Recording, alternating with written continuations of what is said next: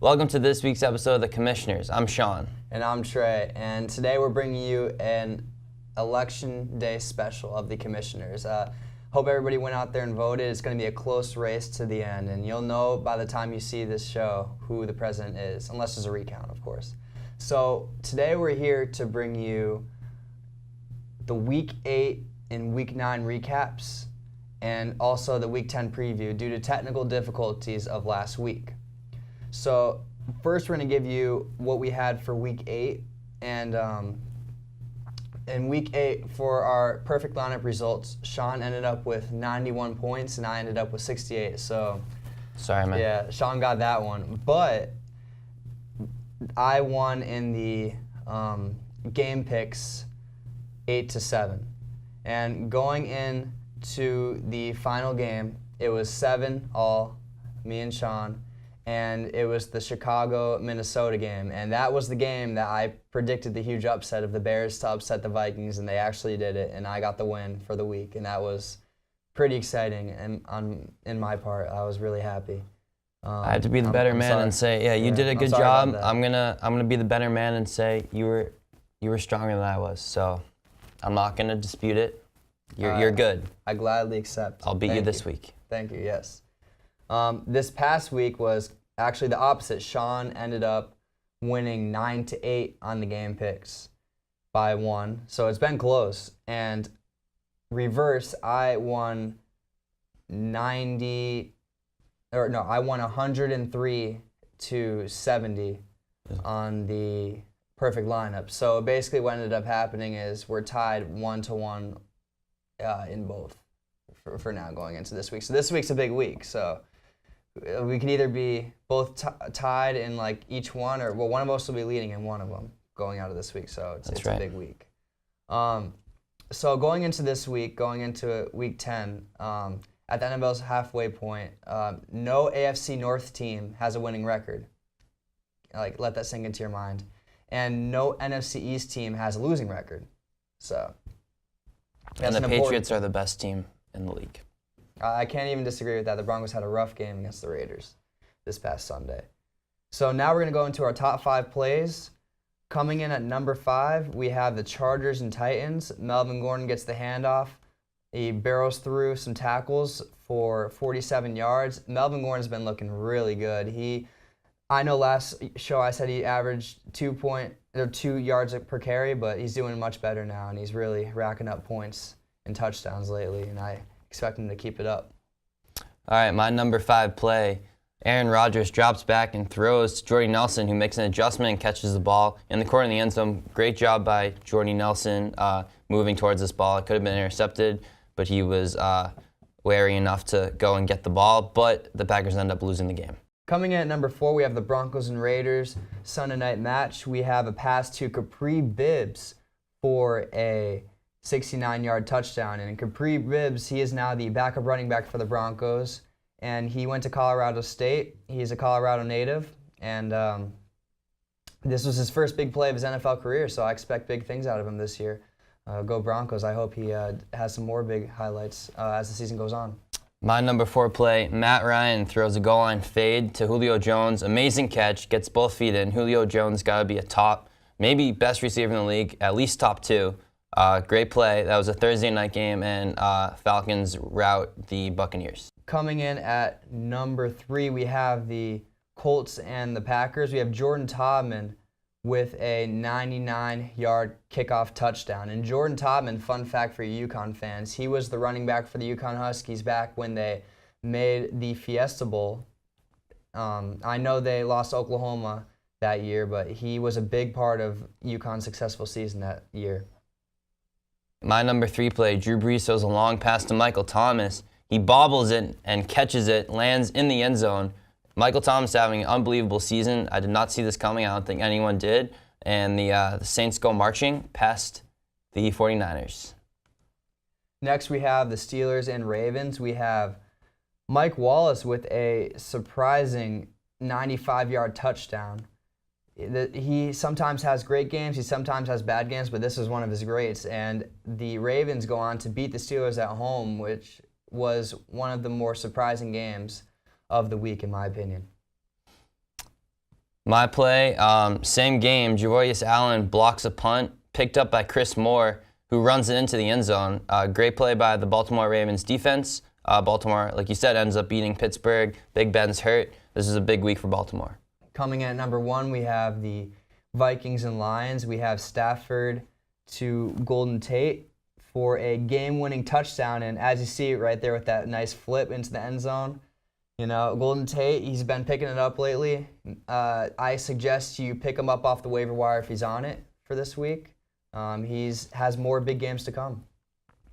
My number 1 play, Jameis Winston throws to Mike Evans, who makes an unbelievable one-handed catch, gets leveled, and still hangs on to the ball.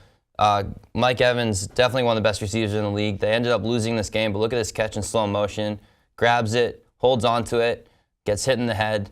That's an unbelievable play by Mike Evans. He's becoming an unbelievable receiver. Those were our top 5 plays, each of us for Week 9. And now we're going to go into the game picks for looking ahead on to Week 10. Let's do it.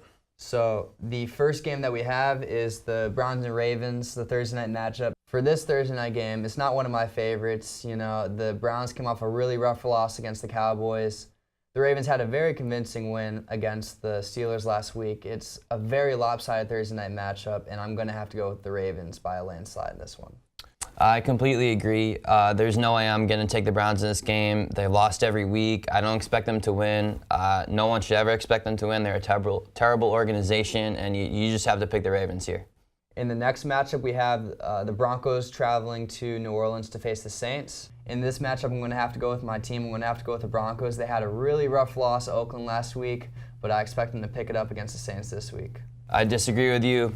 I think the Broncos are going to start falling apart. Their defense isn't as good as it was last year. The Saints' offense is very good. The Broncos, they let the Raiders score on them a lot. So I'm going to take the Saints. I think the Broncos with Trevor Siemian are going to start going downhill. I really hope not. The next game that we have is the Packers and the Titans.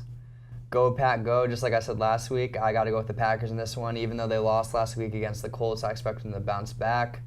The Titans had a rough loss against the Chargers. The Chargers are on the up, though. Think about that. In this one, I still have to go with the Packers offense. It's too powerful with Aaron Rodgers running it. And I agree with you. You got to take the Packers here. The Titans have been iffy this year. The Packers, they're not as good this season as they were in previous seasons, but I still think they're way more talented than the Titans, so I'm going to take Aaron Rodgers in Green Bay. The next game we have is the Vikings and Redskins. In this one, I'm going to have to go with the Redskins. The Vikings have really been on the decline. They've lost 3 straight games. They don't look to be getting much better. Norv Turner, the offensive coordinator, he resigned from the team a few weeks ago. I just don't see this team doing well over the next few weeks, and I feel like they're going to travel to Washington and get a loss here. I disagree. I'm going to take the Vikings. I know this is a risky pick, but I think the Redskins are so inconsistent, and you never know what they're going to bring to the table. And I think the Vikings are finally going to bounce back here and beat the Redskins at home. The next matchup we have is the Bears traveling to Tampa Bay to face the Buccaneers. Now, fun fact, the Bears are 0-4 on the road, and the Buccaneers are 0-4 at home. So somebody's going to have to get the win here unless it's a tie, which it could be since we've had two so far this season. But in this one, if I'm going to pick somebody, I'm going to have to pick the Buccaneers at home. The Buccaneers had a decent showing last week against the Falcons. They kept it close. You know, the Bears, even though they beat the Vikings are on the decline currently. So I expect the Buccaneers offense to outplay the Bears defense and get the win here. I agree. You can't put your trust in Brian Hoyer for too long. The Bears are a terrible football team. You know, they beat the Vikings, as you said. The Vikings aren't looking too good either.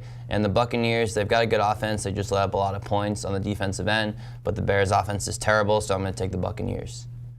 In the next game, we have the Chiefs traveling to Charlotte to face the Panthers. In this one, I'm going to have to go with the Panthers. The Panthers had a good win last week against the Rams at LA, and the Chiefs had a rough win against the Jaguars. It was a very ugly game to watch. And I think that the Panthers have momentum now going off of their last few wins. I think they have enough to beat the Chiefs. I think that Cam Newton's going to be able to manipulate the Chiefs' defense to get this win? I like the Chiefs here. I think their defense has been playing very well. I know that they just squeaked by the Jaguars. The Jaguars are not very good, but I like the way their defense is playing. Even though they have a backup quarterback right now, I'm going to put my trust in Andy Reid, which is very risky, but I'm going to take Kansas City. In the next matchup, we have the Falcons and Eagles. In this one, I'm going to have to pick the Falcons. The Falcons have been on fire lately. They've been really winning. Whoever has any Falcons players in fantasy football have seen a very good production from them. Shout out to Steve Collins. His fantasy football team is doing very well with the Falcons players right now. So that's all I have to say about the Falcons. I think they're going to get an easy win here in Philadelphia. I agree. I like the Falcons. Philadelphia has been inconsistent. You really don't know what they're going to bring every week in and week out. So the Falcons have been really hot on offense, and I just don't trust Carson Wentz, so I'm going to take Atlanta. In the next matchup, we have the Rams and the Jets. Both teams have been very inconsistent coming into this. The Jets have been even more so inconsistent, but I'm going to have to go with the Jets in this one. I expect Brandon Marshall to have a big game. I know I said that last week and the week before, but I finally expect him to get some touchdowns here.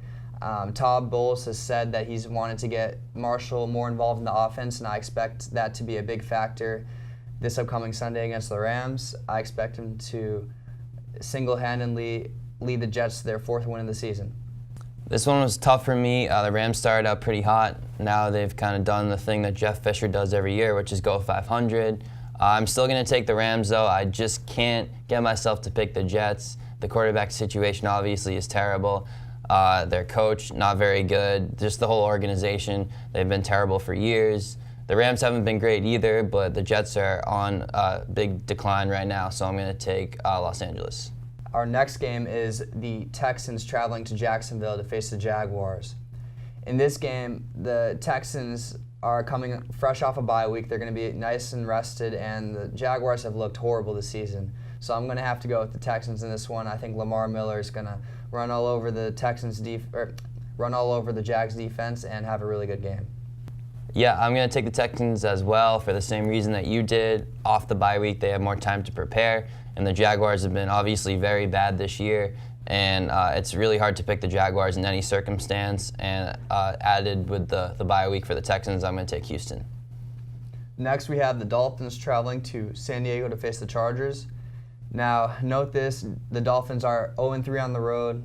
The Chargers have been on fire. They are the hottest team in the NFL, in my opinion, right now. They are really on the up. So with those two things going against each other, I've got to pick the Chargers in this one. I think Melvin Gordon's going to get a few touchdowns like he has the past few games. He has been on fire in fantasy football this year and regular NFL, of course. And I expect the Chargers to get an easy victory in this one. I'm going to go upset. I'm going to take the Dolphins. I love what Jay Ajayi is doing. I think he runs really hard. I think it takes a lot of pressure off of Ryan Tannehill and the offensive line as well, because Ryan Tannehill gets sacked every single time he drops back. So the fact that they have a good running game is awesome for their offense, so I'm going to take the Dolphins. The next game that we have is the Cowboys traveling to Pittsburgh to face the Steelers. And note this, the Cowboys are 4-0 on the road and 7-1 overall. And also, Big Ben has been banged up lately. He's been iffy with his injury. So I'm going to have to pick the Cowboys in this one, traveling into Pittsburgh to beat the Steelers. I'm going to go with the upset here. I like the Steelers at home. Big Ben's going to get better every week. He usually gets over injuries really quickly. The Cowboys are good, but I don't know if they're going to be one of those pretender kind of teams where they start out good and then they start falling off. And the Steelers have historically been very good with Big Ben, so I'm going to put my trust in the Steelers and pick them to upset the Cowboys. Next game we have is the 49ers traveling to Arizona to face the Cardinals. Now note this, the 49ers are 0-3 on the road, but in this one I'm going with the upset. I'm going to pick the 49ers. Larry Fitzgerald has been nursing an ankle injury. The Cardinals have looked very weak defensively and offensively lately, and I just expect the 49ers to finally click their offense with Kaepernick in for a few weeks now. I can't take the upset like you did. I'm going to go Cardinals at home. Chip Kelly has proven that he's not a good NFL coach. Kaepernick's not a good quarterback. The 49ers are 1-7. I know the Cardinals haven't been great this year, but I don't think the 49ers have enough to beat Arizona. In the next game, we have the Sunday night game, the Seahawks traveling to the Patriots in New England, and this is arguably the best game of the week. In this one, I'm going to have to go with the Patriots. I think they are the best team in the NFL as of now. They have too much momentum. Seattle has been doing well also, but I just think traveling into New England is very hard to get a win there, and that's all I have to say with that. I think Brady will have a big game. I think this one's going to be close because the Seahawks, obviously, they're trying to get revenge from Super Bowl 49, but I have to pick my favorite team, the New England Patriots. I think Bill Belichick with an extra week to prepare. They're coming off a bye week. And Brady, obviously, Brady's been amazing this year, and it's very hard to pick against the Patriots, so I'm going to take New England. Lastly, we have the Monday night game. We have the Bengals traveling to New York to face the Giants on my birthday, so what an honor, you know. In this one, you have to note that the Bengals are 1-3 on the road, and the Giants are 3-1 at home. And I think that plays a big key. The Giants have been very good at home.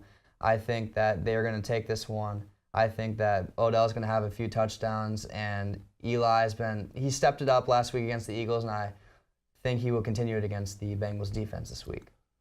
I'm going to take the Bengals. I think every once in a while, or every season, the Giants will have one game where they just completely lay an egg and they look absolutely terrible. I'm going to pick this game as that game. I think it's a weird game for them. It's Monday night. They usually don't go too long without losing a game in horrible fashion, just historically when you're talking about the Giants. So I'm going to take Cincinnati. Our last segment of the show is our Fantasy Perfect lineups. So we'll be presenting who we think is going to do the best for Week 10. And the way it is we've described it in the first episode, is we have a quarterback slot, 2 running back slots, 2 wide receiver slots, a tight end slot, a flex slot, and a defensive special team slot. So I'm going to start off.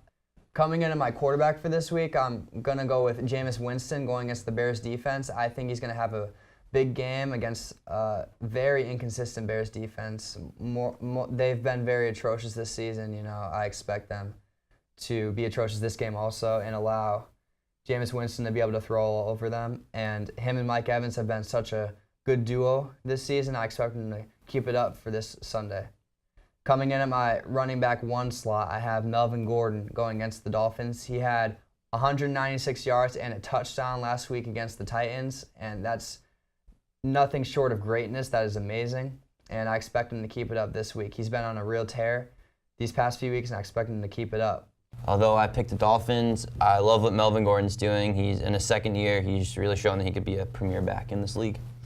Coming in at my running back 2 slot, I have Lamar Miller going against the Jags defense. I picked Lamar Miller because I think that he's fresh off the bye week. He's going to have a lot of yards. The Jags have been very iffy, especially their defense. Last week against the Chiefs, it didn't look too hot, so I don't expect it to be that good this week either. Coming in at my wide receiver 1 slot, I have Mike Evans going against the Chicago Bears defense. Just like Winston, it's the same thing for Evans. It's a very weak defense, and I expect him to exploit it on Sunday. Coming in at my wide receiver 2 slot, I have Julio Jones going against the Eagles.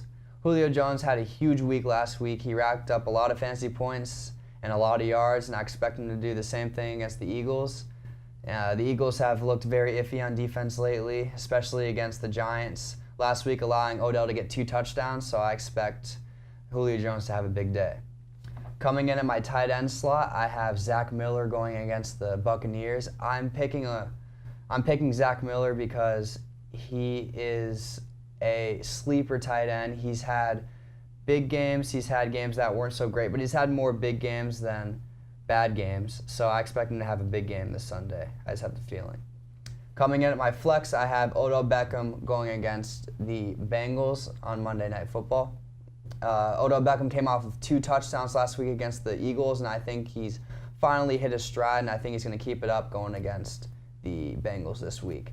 And lastly, my defensive team I have for this week is the Jets defense. I think that the Rams have been very iffy with Case Keenum at quarterback. Gurley hasn't been playing very well, so I expect the Jets to get a lot of sacks on Sunday and also force a lot of fumbles. All right, my fantasy lineup, I'm going to take Tom Brady like I do every week because he's been on a roll and he's angry and when Tom Brady's angry, watch out. He's going to do well. Even though Seahawks defense is tough, I still think he's going to throw for a lot of yards. My running back, David Johnson, off of a bye week versus the 49ers. The 49ers have been absolutely horrible this year. David Johnson's been great. They use him a lot in the Arizona offense. My next running back, Jeremy Hill. I know this is kind of a risky pick. The Bengals haven't been great this year, but I think they're going to beat the Giants, and I think the Giants are going to start to fall apart. So I'm going to take Jeremy Hill. He's their goal line back.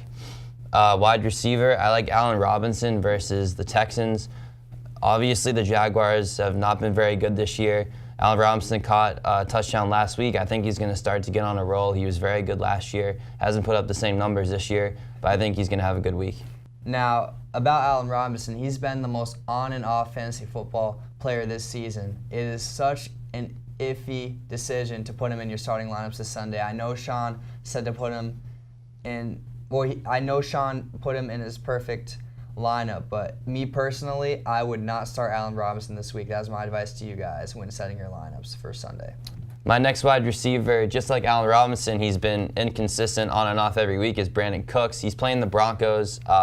Broncos defense not looking great as of late, and I think Brandon Cooks is finally going to get together. He had a really good first week, but he's lost some catches to Michael Thomas, but I think Drew Brees is going to try to spread the ball around against the Broncos defense, so I like Brandon Cooks. There's a huge brick wall that Brandon Cooks may run into on Sunday, and that is the Denver Broncos defense. I know they had such a weak week against the Raiders, but I expect them to pick it back up on Sunday. And also, remember, Michael Thomas, another receiver for the Saints, had 2 touchdowns on Sunday. So it really depends on who Drew Brees targets. Also, you got to think about that when setting your lineup this Sunday. Fair point. My tight end is Zach Ertz. He's playing the Falcons. Another risky pick. I'm going all risky picks this week. He's been on and off this year, but I think he's really athletic. I like the way he catches the football. I think the Eagles haven't targeted him enough, and I think this is going to be the 1 week where he really breaks through, even though the Falcons are very good. But I'm going to take Zach Ertz. I think he has a lot of potential. For my flexes, Terrell Pryor. He's playing the Ravens. The Broncos offense is literally all about Terrell Pryor. I don't know when teams are going to start figuring this out, but he's all they have. They throw to him almost every time that they decide to pass the ball. He's incredibly athletic. He's made a great conversion from quarterback in college to wide receiver in the NFL. And I expect him to continue his success against the Ravens. I don't think the Broncos will win, but I think he's going to do well. And finally, my defense, I have this new rule where I pick either a team that's playing the Jaguars or the Bears. So this week I'm going to pick the Buccaneers because they're playing Chicago. Chicago's offense, even though they can run the ball a little bit, they've been absolutely terrible this year. The Bucs defense isn't great, but they just have a good matchup, so that's why I'm going to take the Tampa Bay defense. So that is our Commissioners episode for this week. We brought you a recap of Week 8 and 9 and a preview of Week 10. I hope you guys enjoy your football this week, and also the special Election Day edition. I hope that you guys went out and voted today. So we're going to be here next week again, bringing you fantasy football lineups, top plays, and advice, and game picks. And we will see you soon. Go Broncos. Go Patriots, and go America. Go America. Make America. No, I can't say that. Goodbye, guys.